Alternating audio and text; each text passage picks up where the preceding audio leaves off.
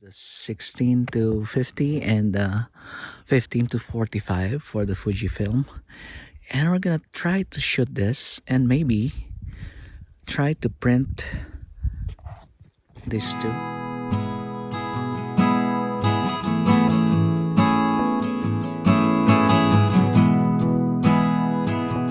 In the last episode, we captured the composition using the Nikon Z50 and the Fujifilm XS10 during a road trip to Numata and Gunma Prefecture.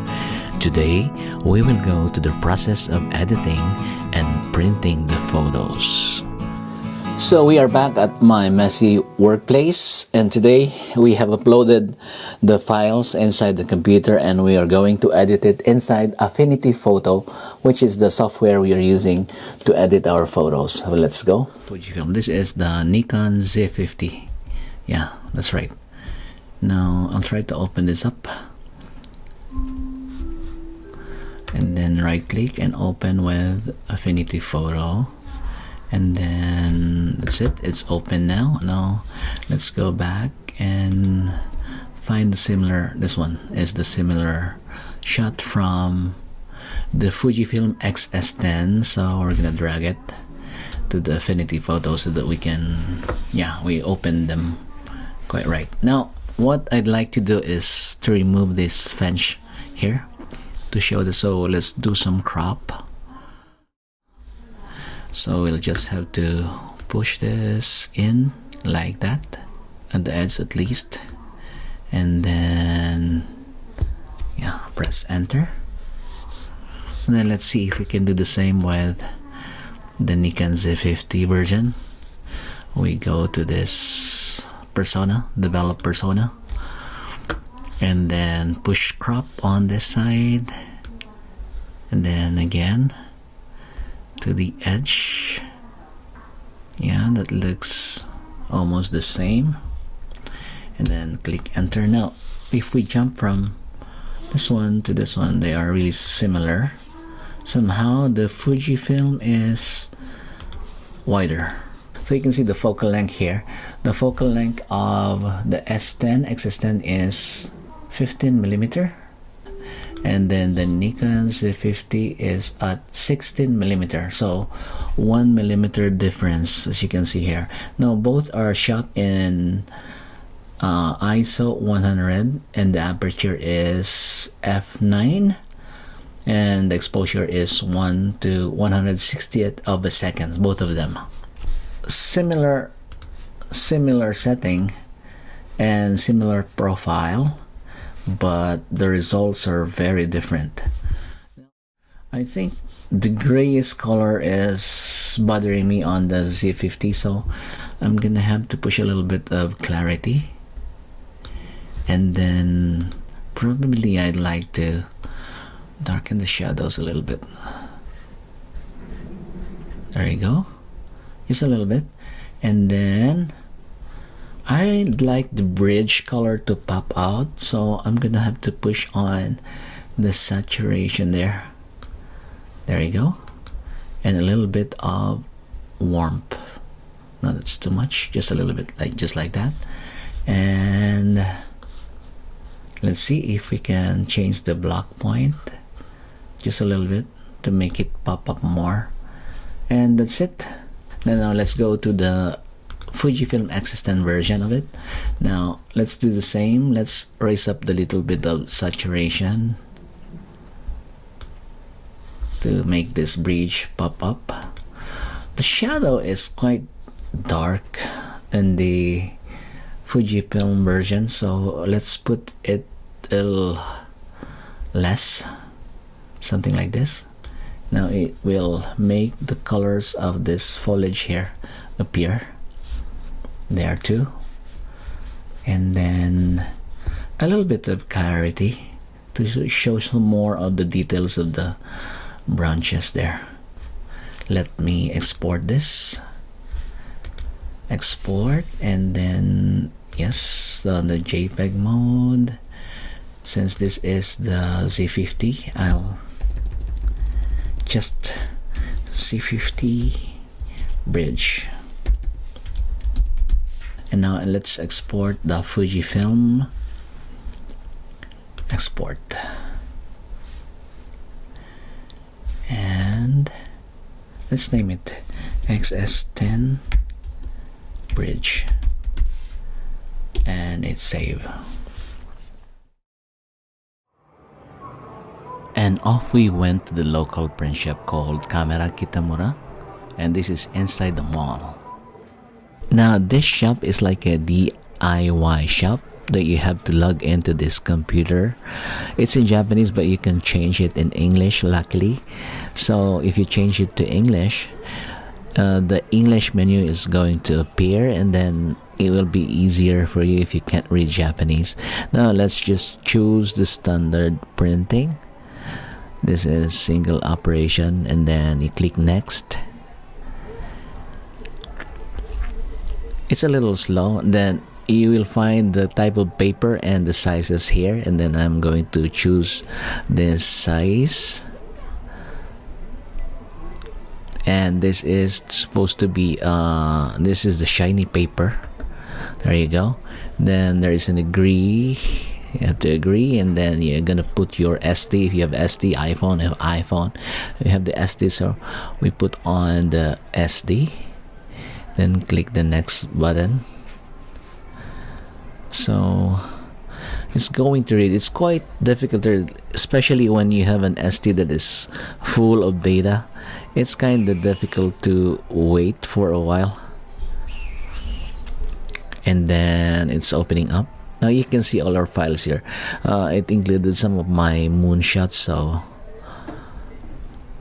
and then it asks if you have more, but I don't have any more, so I'll just choose this. This is the picture, those pictures, 2 pictures that we're going to print, and then order it. And then we don't want the date to be printed there, and then there's an advertisement there while it's processing. So it's quite, time consuming a bit, so you'll have to wait. And then it offers you some things, but you can just go back. Now before we set it, let's review a little bit. Let's enlarge the files that we're going to print, and this is the largest that you can get. You can adjust it, make it bigger, but you cannot change any more of the colors. Just going back there,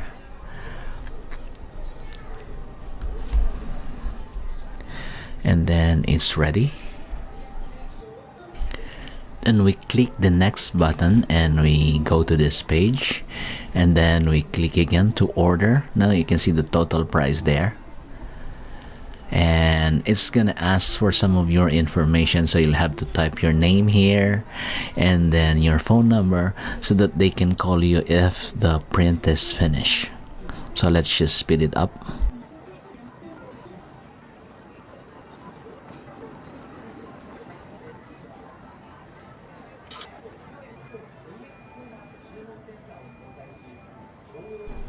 And now we are ready to press the send button, and then it will ask you to remove your media, which is the SD, and then we press OK after we remove the media, and then it will print the receipt of your transaction. Then you're gonna have to get the receipts and submit it to the counter. There you go. So we lined up to wait for our turn and wait for the lady to be available, and we will give our receipt. And as you can see here, she is now coming back, and we hand over the receipts. She looks at it and then figure out what time should I come back and fetch the photos, which is actually after 10 minutes. It's quite quick. Now we are back at the house, and we have the pictures here from the Z50 and the Fujifilm XS10. Still the receipt is posted here. And now let's bring them out. Let's see from the back. Now you can see here they use the Fujifilm paper, both of them, Fujifilm paper. Now, and let's open up. This one is the Nikon Z50 photo, And the other one is, of course, the Fujifilm XS10.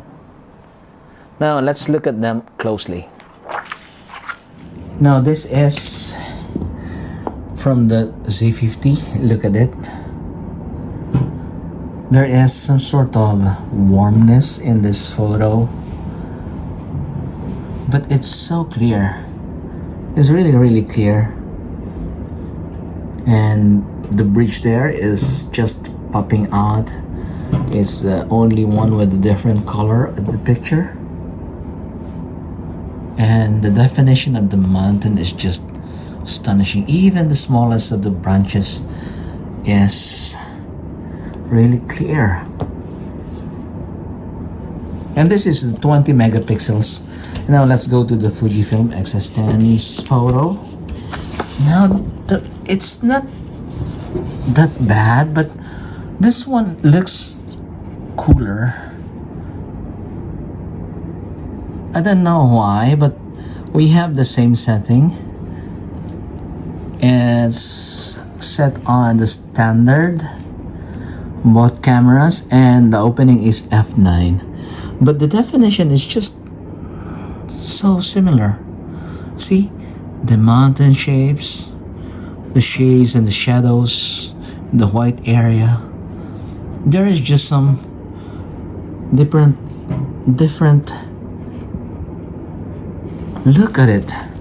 And we haven't changed so much of this necessarily. If we reflection is making it difficult.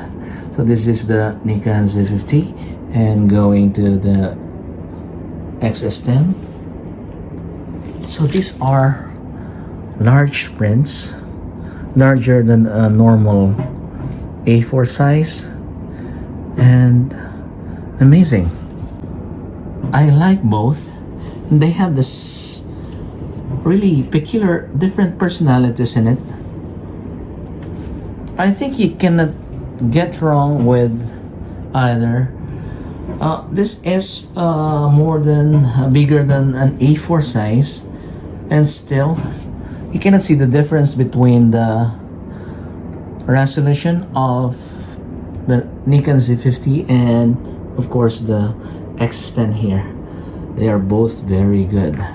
And these are the prints of both the cameras that we use. I think you cannot get wrong with any of this. They look amazing, both of them. So clear in the details. And not much is done on the side of editing, so it's cool. But this is warmer and this is cooler. Now, this is the first time that we did it. And of course, I think my wife would choose this one because of the warmness. So we have been comparing the Nikon Z50 against the Fujifilm XS10 for a while now in different circumstances. And actually now that we tried to actually take a shot of one composition in same setting and then printed it all the way, and we saw the difference, and actually the difference isn't a bad difference at all. It's just a difference of personality, of appeal, and it's not bad. So I think if you are looking for a camera that is your beginner step-up camera, you cannot get wrong in either of these two. So with that, that's it for today's video. Hope to see you again on the next one. Goodbye.